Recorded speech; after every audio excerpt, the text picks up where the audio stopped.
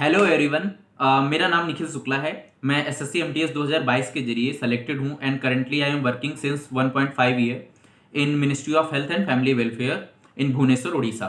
I got first preference, my first preference was Delhi and I got Delhi, but I was joined here in Bhubaneswar.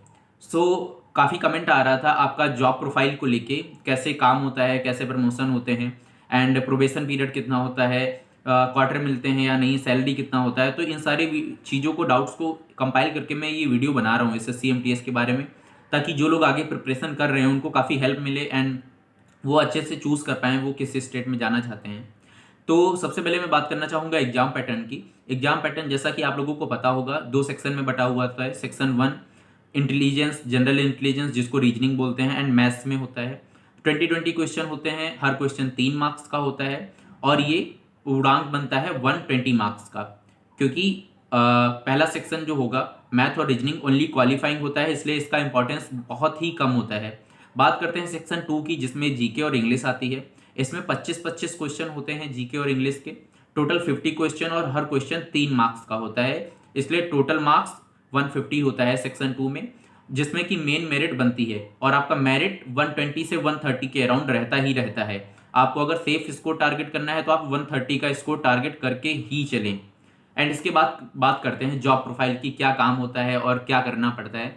तो most of the जगह की मैं 90% जगह जो department हैं जो काम देते हैं वो बात कर रहा हूँ, बाकी 1-2 एक्सेप्शंस हैं, बाकी जो मोस्टली काम होते हैं वो मैं बता रहा हूँ। तो आपको प्रिंट आउट निकालना होता है, जेरोक्स करना होता है। उसके अलावा आपको डेस्क जॉब दिया जाता है, जैसे डायरी डिस्पैच करना। डायरी डिस्पैच मीन्स होता है, आप लोगों ने काफ़ी जगह सुना होगा diary dispatch. What does it mean? It means अगर एक लेटर आ रहा है आपके डिपार्टमेंट में या फिर आपके डिपार्टमेंट से जा रहा है तो उसको एक डायरी में नोट करना होता है, this is called diary dispatch. उसके अलावा आपको नोटिंग, ड्राफ्टिंग, कोई लेटर बनाना है एमएस वर्ड पे या फिर कोई एक्सेल सीट बनानी है, ऐसे काम क्लर्कल काम दिए जाते हैं। बाकी जो आप लोगों का काफ़ी का डाउट आता है, चाय बनाते हुए वीडियो डाल दो, ये यार just how are you saying this? 1-2 department में होता है कहीं कहीं पे, लेकिन अभी ये बिल्कुल बंद है, उसके लिए अलग से कॉन्टेक्चुअल लोग होते हैं। अब बात करते हैं सैलरी की। तो एक्स सिटी में आपका इन हैंड सैलरी जो बनेगा वो 34,000 33,000 के अराउंड बनेगा एंड वाई सिटी में आपका जो सैलरी बनेगा वो 30,000 एंड जेड सिटी में आपका सैलरी 28,000 के अप्रॉक्स में बनता है इन हैंड सैलरी। 8th पे कमीशन के बाद ये सैलरी आपका 40,000 प्लस हो जाएगा। आप किसी भी सिटी में वर्किंग हो आपका 40 प्लस ही सैलरी रहेगा।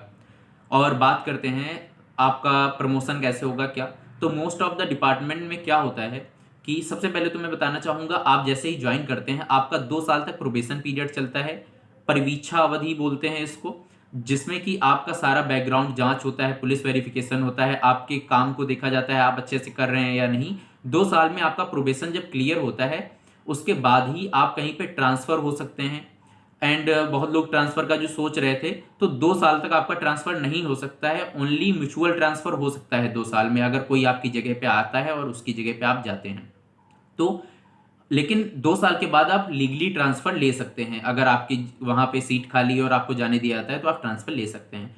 तो अधिकांश डिपार्टमेंट में 3 साल के बाद आप डिपार्टमेंटल एग्जाम के लिए एलिजिबल हो जाते हैं। आप डिपार्टमेंटल एग्जाम दे के अपना प्रमोशन पा सकते हैं और आपको क्लर्क एलडीसी में प्रमोट कर दिया जाता है। एक बेसिक सा टाइपिंग टेस्ट होता है क्लर्क वाला, बस। तो ये था। और बाकी कुछ डिपार्टमेंट में अलग है, किसी में 5 ईयर है, किसी में 3 ईयर है। सबसे फास्ट तो इनकम टैक्स में होता है प्रमोशन।